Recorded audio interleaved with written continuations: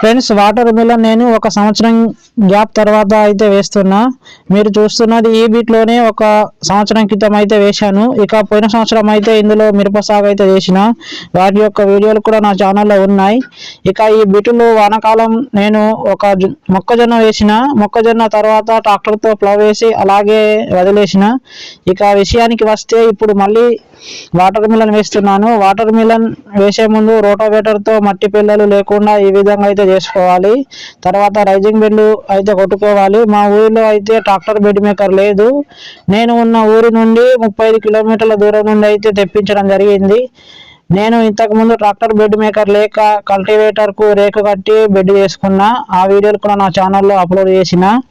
కానీ అప్పుడు ఆ రేకు కట్టి బెడ్ చేసుకుంటే రైజింగ్ బెడ్లు మంచిగా రాక వాటర్ మిలన్ దిగుబడి తక్కువ వచ్చింది. ఎకరన్నర భూమికి కేవలం 10 టన్నుల దిగుబడి మాత్రమే వచ్చింది. అందుకోసమని ఈసారి వేరే ఊరి నుండి అయితే తెప్పించడం జరిగింది. ఫ్రెండ్స్, వాటర్ మిలన్కు బెడ్లపై వేసే ఎరువులు డిఏపి, పొటాసు, ఎస్ఎస్పి, అమోనియా, ఆముదం పిట్టు కానీ వేపపిండి కానీ వేస్తారు.